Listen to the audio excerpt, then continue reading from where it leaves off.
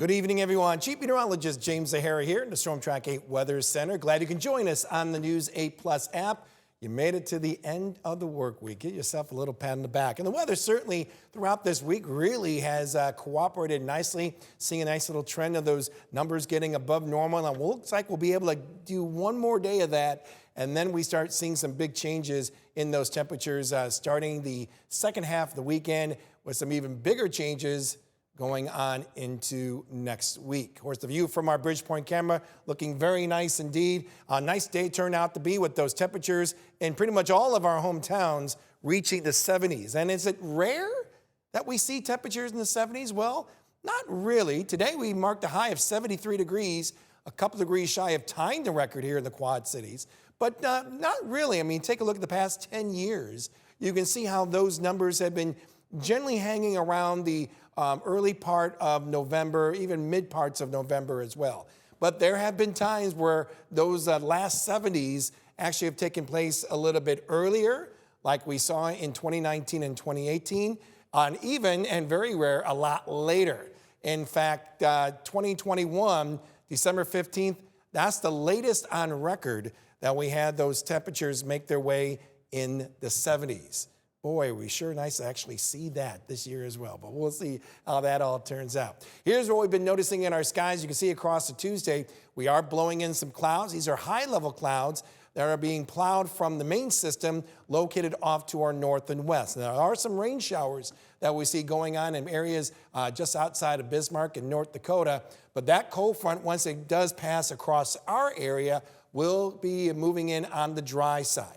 And that will probably be happening sometime around midday tomorrow going into the afternoon. So we are going to extend that mild weather for one more day before we really cool off those temperatures, not only Saturday night, but certainly going into Sunday as well. Let's put our future track in the motion here. You can see how those clouds will be rolling in. Once again, more of those high-level clouds that we see, but we are going to continue, like we saw today, that light puff of wind coming out of the south. So combined with that blanket of clouds, well, let's put it this way. You may want to even consider cracking open the window overnight, because overnight lows you see there are only going to be dropping right around the mid to upper 50s. And these are numbers that we are going to be, I think, begging for as we head into next week. Going with our future track once again into our Saturday, you can see how those clouds quickly move out sometime by the mid or late morning hours. That will be followed by that cold front that will be eventually crossing the river as we get to about lunchtime or so. But the winds behind it won't change more out of the cooler northwest until we possibly get into the evening hours. That's when we start seeing that drop in temperatures. So until then, I think we have a good chance of seeing those numbers, a good 20 degrees in some of our hometowns above the norm. So I think by tomorrow, I think we're looking at temperatures right around 70 degrees.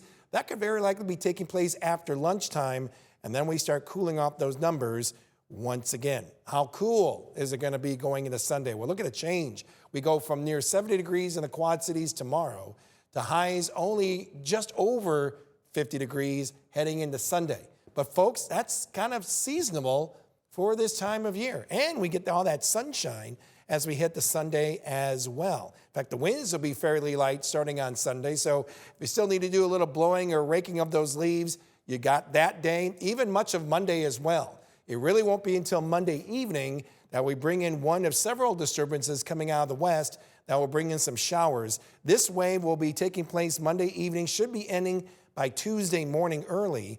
Then we should be looking dry after that, at least a lot of clouds that I see, but nothing really organized as far as wet weather until we get to maybe late Wednesday night, but certainly developing as we go throughout our Thursday.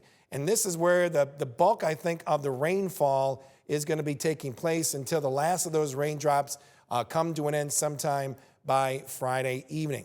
So if we had to kind of add up all these series of disturbances coming across the area, this is kind of what we're going to be looking at as far as the total amount of rainfall. This is on Wednesday evening around 6 o'clock in the evening.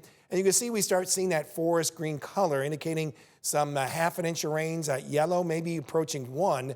But then as we get into about, I would say Friday, even Friday evening or so, you can see that we really start adding more of that yellow. even including around the immediate quad cities. So there's going to be some spots where we could be talking about a good inch of rain, could be slightly higher farther south. Of course, the track of these disturbances will be the key. So a good half an inch to maybe close to 2 inches, that can't be ruled out with these waves that will be taking place as we go through going throughout most of next week. And how will that impact our temperatures? Well, they do get trimmed down just a little bit more, upper 40s, around 50. By that time next week, those numbers actually will be seasonal as well. The good news is, as we go from our 8-day tracker to our 14-day tracker, and that takes us into that following weekend, it may be cool with highs only in the 40s, but it stays dry. And that takes us into Thanksgiving week itself. And you can see how those temperatures slowly begin to fall in those cooler 40s.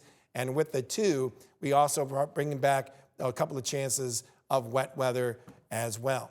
So that's a trend on our 14-day tracker. That's something that we always want to keep an eye on, but certainly around Thanksgiving. But thereafter, I am certainly seeing some very active weather rolling on in. That could lead maybe to our first good snow. We'll see how that all turns out, certainly as we get closer and closer to that event. That's pretty much it on my side as far as what we are noticing going into not only the rest of the weekend next week, but also heading into Thanksgiving week. Of course, there'll be some tweaks now and then, and of course, we'll let you know. Maybe some as well could be expected as we get to our 10 o'clock show. That's where we'll have our next round of our forecasts, first and main weather, as far as what we could expect going into the days ahead. Thank you so much for taking time to enjoy the little clip of our weather here. And of course, we'll give you any more updates as we make our way in the days ahead. Thank you very much, folks.